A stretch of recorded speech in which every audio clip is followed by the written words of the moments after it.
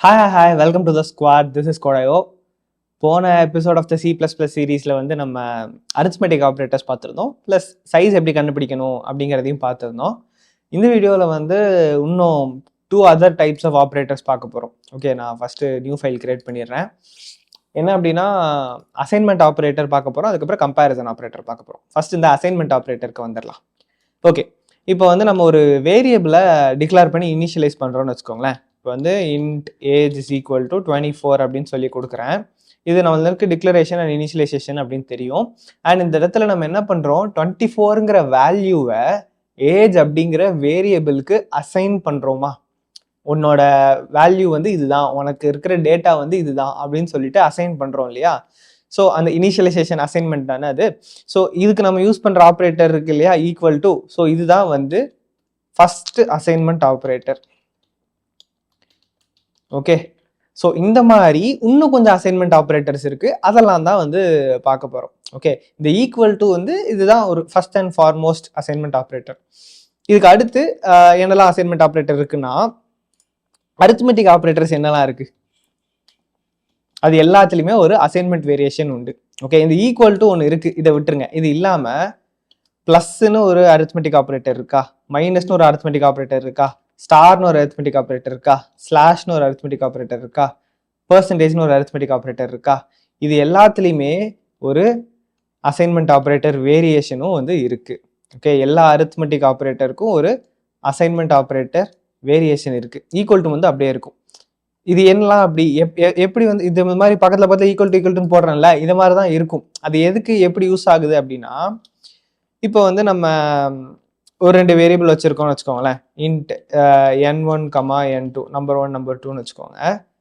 And இது ரெண்டுத்துக்குமே வந்து நான் ஒரு வேல்யூ அசைன் பண்ணுறேன். n1 is equal to n2 is equal to 67ன்னு வச்சுருக்கேன்னு வச்சுக்கோங்க. இப்போ எனக்கு வந்து இல்லை, ஆக்சுவலி 2 வேரியபிள் வேண்டாம், ஒரே ஒரு வேரியபிளே வச்சுப்போம். இதை வச்சே நான் டீல் பண்ணி காட்டுறேன். இந்த ஏஜில் வந்து நான் வந்து ஏஜை வந்து இன்க்ரீஸ் பை 1 பண்ணணும் அப்படின்னு வச்சுக்கோங்களேன். நீங்கள் என்ன பண்ணலாம் அப்படின்னா, இன்க்ரிமெண்ட் ஆப்ரேட்டர் யூஸ் பண்ணலாம். ஏஜ் ப்ளஸ் ப்ளஸ் போன வீடியோவில் பார்த்த மாதிரி இந்த இன்க்ரிமெண்ட் ஆப்ரேட்டர் யூஸ் பண்ணலாம். ஏஜ் வந்து 25ன்னு மாறும். இதுக்கு பதிலாக என்ன பண்ணலாம், age is equal to age plus 1ன்னு சொல்லி கூட நீங்கள் கொடுக்கலாம். பட் இதை விட அந்த ஏஜ் ப்ளஸ் ப்ளஸ்ங்கிறது சிம்பிளாக இருக்குங்கிறதால நம்ம அதை யூஸ் பண்ணுவோம். அது பழகிடும், அதுவே யூஸ் பண்ணுவோம்னு வச்சுக்கோங்க. பட் எனக்கு வந்து என் வயசில் 5 வயசு கூட்டணும்னு வச்சுக்கோங்க. அப்போ நான் என்ன பண்ணுவேன், இந்த ஏஜ் ப்ளஸ் ப்ளஸை வந்து நம்ம 5 வச்சு கொடுக்க முடியாது. ஏ ப்ளஸ் ப்ளஸ் வந்து 1 தான் வந்து இன்க்ரீஸ் பண்ணும். ஸோ அந்த இடத்துல நம்ம age is equal to age plus 5 அப்படின்னு தான் கொடுத்து 5ஆல் இதை இன்க்ரீஸ் பண்ண வேண்டிய சூழ்நிலையில் இருக்கும். பட் இது வந்து பெருசாக இருக்கு இல்லையா, அப்போ இதுக்கு பதிலாக ஒரு ஷார்ட்டான ஒரு அசைன்மெண்ட் ஆப்ரேட்டர் யூஸ் பண்ண முடியும். அதுதான் என்னன்னா, age plus is equal to 5 அப்படின்னு கொடுக்குறோம். இது ரெண்டும் exactly same. Age is equal to age plus 5ன்னு கொடுக்குறப்ப என்னன்னா இருக்குது, கரண்ட் வேல்யூ ஆஃப் ஏஜ் எடுத்து அதில் 5ஐ இன்க்ரிமெண்ட் பண்ணி அதை திரும்ப ஏஜ்ங்கிற வேரியபிளே வந்து நம்ம சேவ் பண்ணுறோம் இல்லையா. அதே மாதிரி தான் இந்த age plus is equal to 5 அப்படிங்கிறதும் வேலை செய்ய போகுது. கரண்ட் வேல்யூ ஆஃப் ஏஜில் 5 இன்க்ரிமெண்ட் பண்ணி அது திரும்ப ஏஜ்லேயே வந்து சேவ் பண்ணிடும். ஓகே, ஸோ இதுதான் வந்து first assignment operator, addition assignment operator அப்படின்னு சொல்லுவோம். அதை அடிஷன் அசைன்மெண்ட். ஓகே, ஆட் பண்ணி அசைன் பண்ணுது. இப்போ இதே மாதிரி சப்போஸ் இந்த ஏஜ்லேருந்து எனக்கு ரெண்டு சப்ட்ராக்ட் பண்ணணும்னு வச்சுக்கோங்களேன். 1 சப்ட்ராக்ட் பண்ணுறதா இருந்தால் நீங்கள் டிக்ரிமெண்ட் ஆப்ரேட்டர் ஏஜ் மைனஸ் மைனஸ்னு யூஸ் பண்ணுவீங்க. 2 சப்ட்ராக்ட் பண்ணணும்னா என்ன பண்ணணும், age is equal to age minus 2 அப்படின்னு சொல்லி கொடுக்கணும்.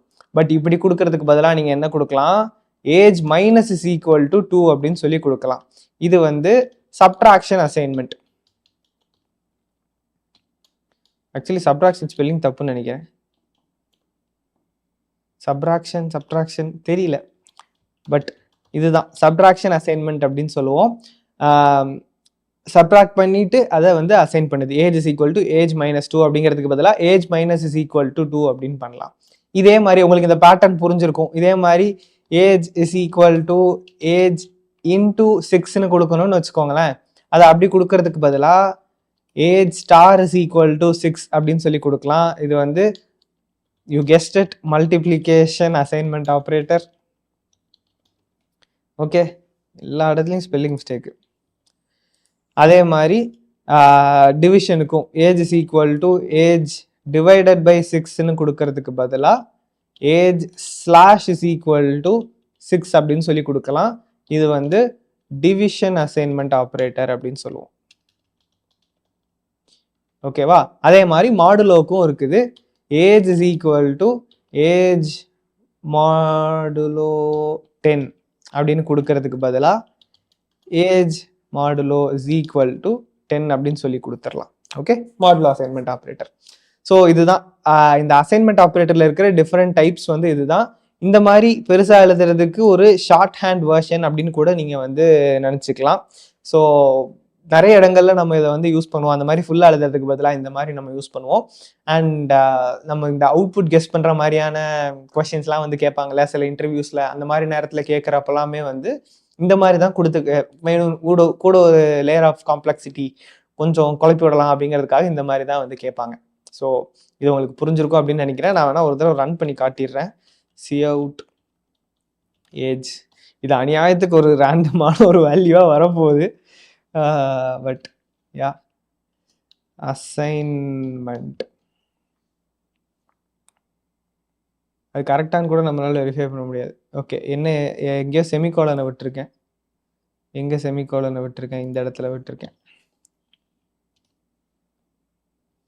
இன்னொன்னா மறுபடியுமா இங்கேயும் விட்டுருக்கேன்.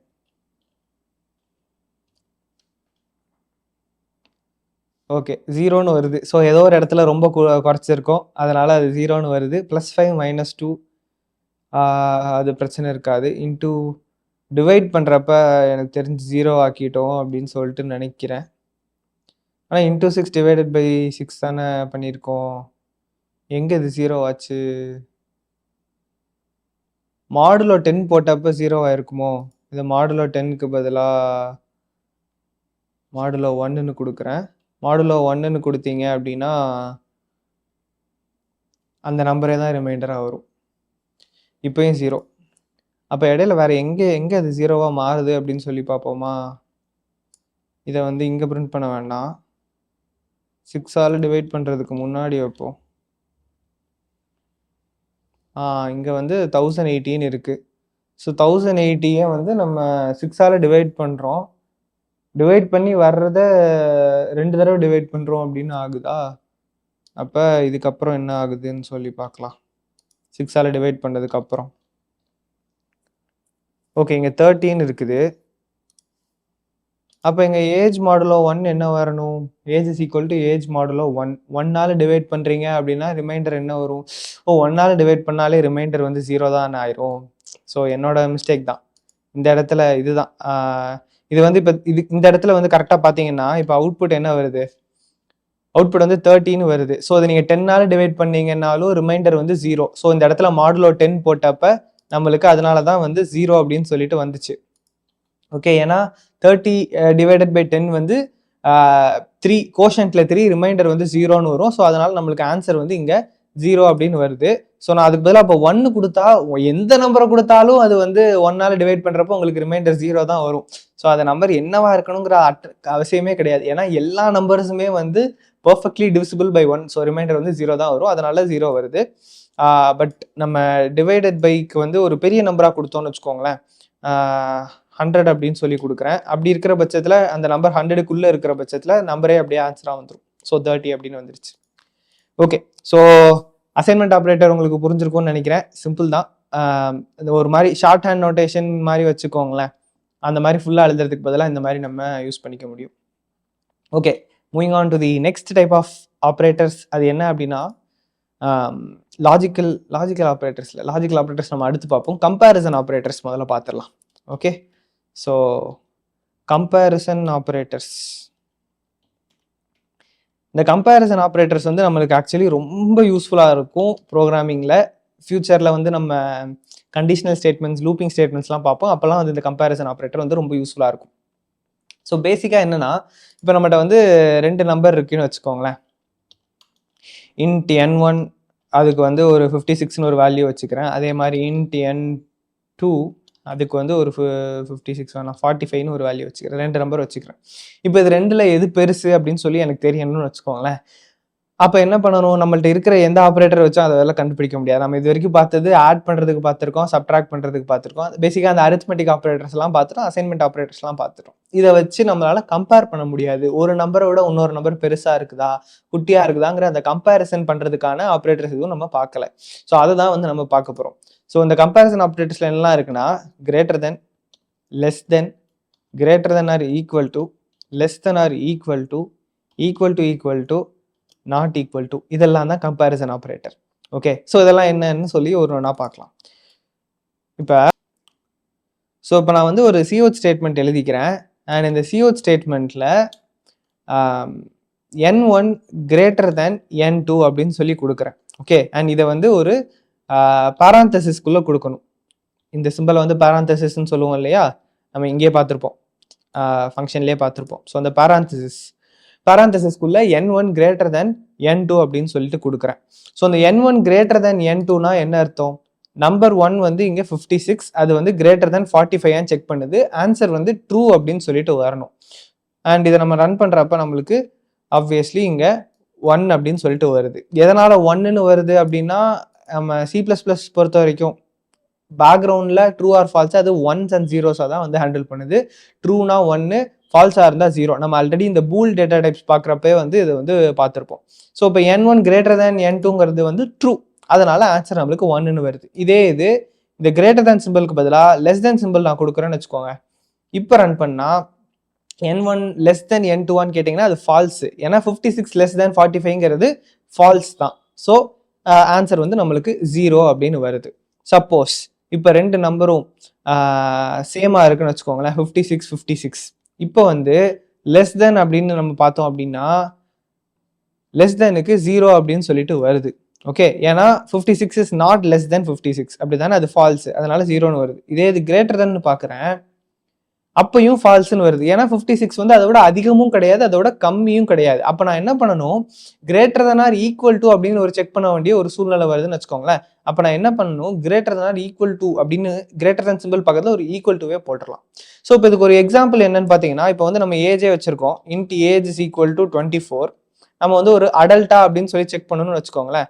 அப்போ என்ன பண்ணலாம்? இந்த இடத்துல n1 கிரேட்டர் தென் n2ங்கிறது பார்க்கறதுக்கு பதிலாக ஏஜ் கிரேட்டர் தென் 18 அப்படின்னு சொல்லி பார்க்கலாம். நீங்கள் இப்போ ஏஜ் கிரேட்டர் தென் 18 பார்த்தீங்கன்னா, இங்கே என்ன எரரு, செமிகோலன் போட மறந்துட்டேன்னா, ரீசெண்டாக பைத்தான் எடுத்தேன், அதனால இந்த குழப்பங்கள். ஓகே, ஸோ செமிகோலன் இங்கே செமிகோலன் போட்டாச்சு. So age is equal to 24னா ஏஜ் கிரேட்டர் தென் 18 செக் பண்ணுறப்ப நம்மளுக்கு ஆன்சர் வந்து ட்ரூ அப்படின்னு சொல்லிட்டு வருது. ஸோ 24 கிரேட்டர் தென் 18, அதனால ட்ரூ. இப்போ வந்து ஏஜ் இஸ் ஈக்குவல் டு 18 வச்சுக்கோங்களேன். 18 இருந்தாலும் அவங்க அடல்ட் தான். பட் இந்த இடத்துல நம்ம என்ன பார்க்குறோம்? ஏஜ் கிரேட்டர் தென் 18 மட்டும் பார்க்குறப்ப அது நம்மளுக்கு 0ன்னு வருது, ஃபால்ஸ்ன்னு வருது. ஸோ இந்த இடத்துல ஆக்சுவலாக கரெக்டான கண்டிஷன் என்ன கொடுத்துருக்கணும்? Age greater than or equal to 18 சொல்லியிருக்கணும். ஏன்னா 18 வயசு அல்லது 18 வயசுக்கு மேலே இருக்கிறவங்கள நம்ம ஒரு அடல்ட் அப்படின்னு சொல்கிறோம். So greater than or equal டுங்கிற கண்டிஷன் தான் வந்து இங்கே கரெக்டான கண்டிஷன். ஸோ அதே மாதிரி less than or equal to அப்படின்னு சொல்லிட்டு இருக்கு. ஸோ இந்த இடத்துல ஆக்சுவலி லெஸ் தென் மட்டும் தான் போட்டிருக்கணும் நம்ம அடல்ட் அப்படின்னு பார்க்குறப்ப. ஆனால் ஈக்குவல் டு அந்த சேம் வேல்யூவும் சேர்ந்து நம்ம கெஸ் பண்ணணும் அப்படிங்கிற பட்சத்தில் less than or equal to அப்படின்னு சொல்லிட்டு நீங்கள் யூஸ் பண்ணலாம். அண்ட் இன்னொரு விஷயம் என்னன்னா, இது வந்து இப்போ நம்ம greater than, less than, greater than or equal to, less than or equal to பார்த்துட்டோம். இப்போ ஒரு வேல்யூவும் இன்னொரு வேல்யூவும் சேமா அப்படின்னு சொல்லிட்டு நம்ம செக் பண்ணணும்னு வச்சுக்கோங்களேன். அப்போ ரெண்டு ஈக்குவல் டுவை நம்ம கொடுக்கணும். ஏன்னா ஒரு ஈக்குவல் டுன்னு மட்டும் கொடுத்தீங்கன்னு வச்சுக்கோங்களேன். இப்போ நான் ரன் பண்ணுறேன், 18 அப்படின்னு வருது பாருங்க. ஓகே, இப்போ 18 வருது. ஓகே, 18 தானே கரெக்டான இது அப்படின்னு நீங்கள் நினைக்கக்கூடாது. ஏஜ் வந்து நான் 24ன்னு வைக்கிறேன், பட் நான் இங்கே ரன் பண்ணுறப்ப பாருங்க 18 வருது. ஸோ இதுக்கு என்ன காரணம்னா, இந்த இடத்துல அவன் 18ங்கிற வேல்யூவை ஏஜ்ங்கிற வேரியபிளுக்கு அசைன் பண்ணிட்டான். ஏஜ் இஸ் ஈக்குவல் டு 18ன்னு சொல்லிட்டு அசைன் ஆயிடுச்சு. இனிஷியலைசேஷன் இங்கே பண்ணியிருக்கோம் இல்லையா, இந்த மாதிரி. ஏன்னா ஈக்குவல் டுன்னு கொடுத்தா இந்த வேல்யூ அதில் போய் ஸ்டோர் ஆகிடும். ஸோ அந்த மாதிரி நடக்குது.